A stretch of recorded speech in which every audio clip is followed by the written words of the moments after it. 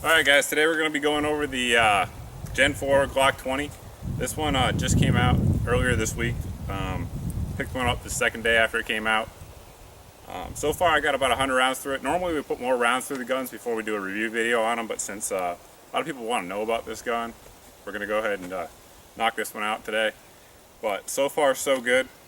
Been shooting a mixture of gold dot, 165 grain Underwood ammo, some of the PPU cheap hollow points, and some Blazer 200 grain aluminum case. So far everything's functioned flawlessly. We're gonna make a little steel ring, maybe do an accuracy group. After that we're gonna do a tabletop review and some chronograph tests. Alright, let's make the steel ring.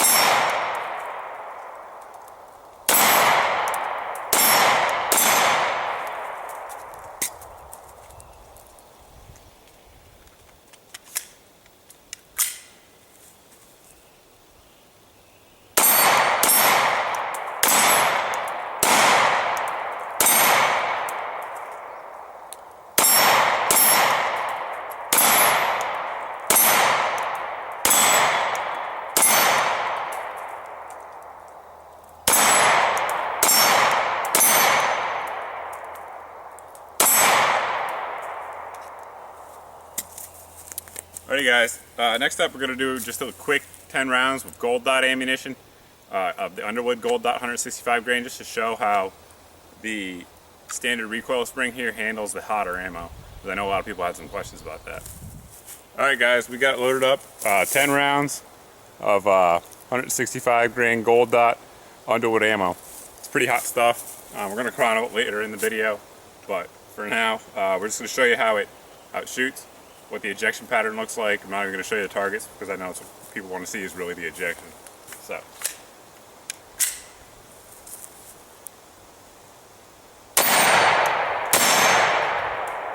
can see it's pretty strong to the rear.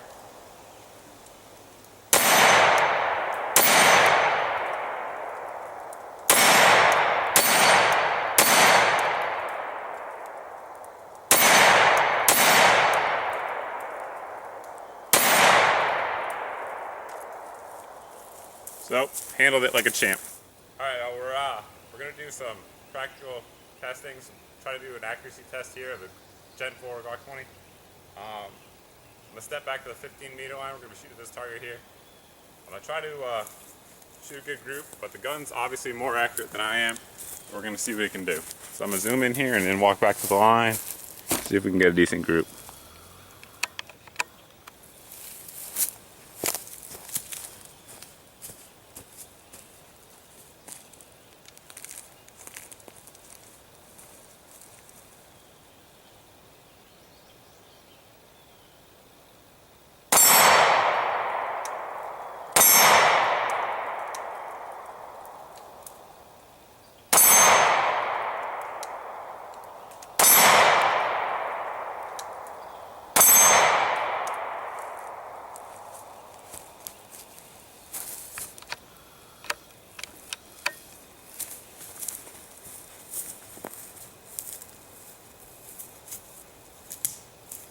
Well, group's decent. I was trying to put my front sight right on the top here of the blue. So 15 meters, I don't know how big that is. Maybe 3.5 inches.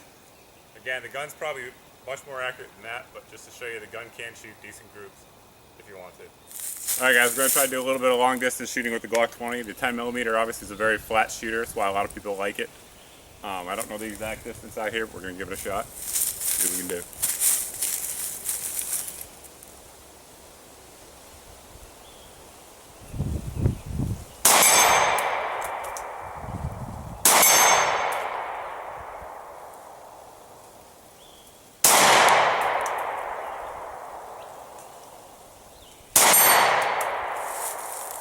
Well, 3 out of 4 at this distance, I'll take it.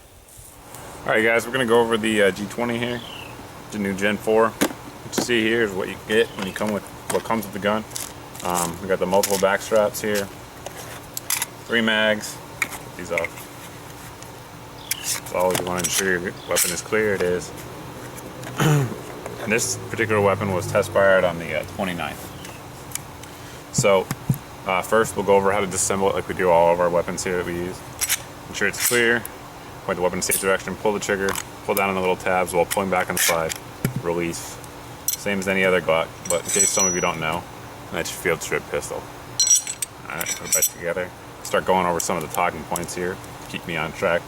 Cost. I purchased this gun through Glock's Blue Label program, so it was significantly discounted for me.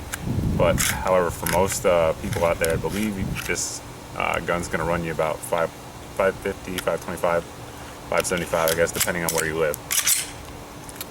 Reliability. I only put 200 rounds through it. Usually, that was today. Like I said, usually I like to put more rounds through a gun before I do a review. But since this product's so new and people are asking about it, I tried to get this one out. This gun, I believe, became available on the 13th. Today's the 16th, so it's relatively new to the market.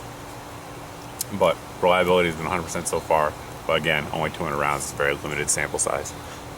Trigger, standard Glock trigger.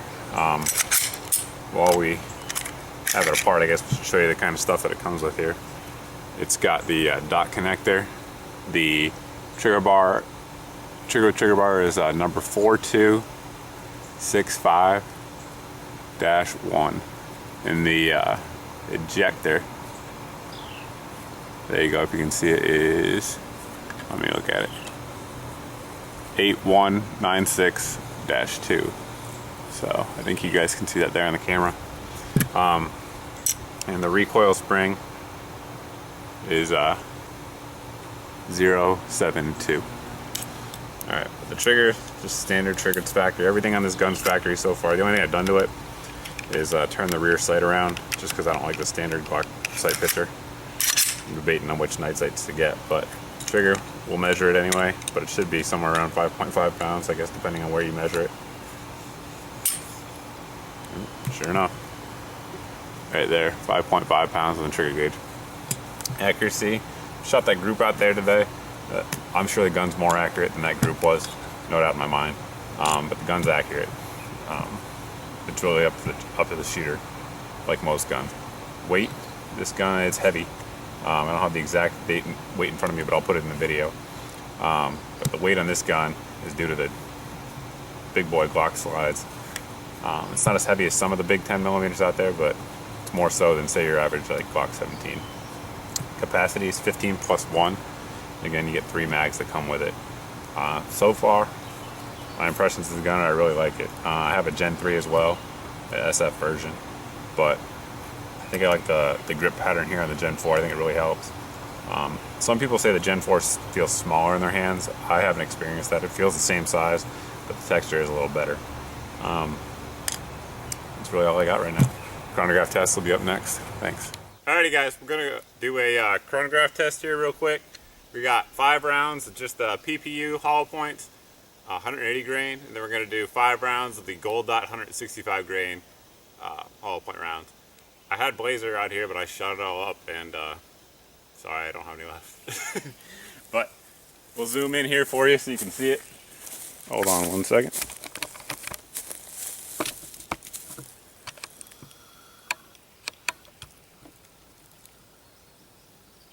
All right. We're going to be shooting at a distance of about 7 feet.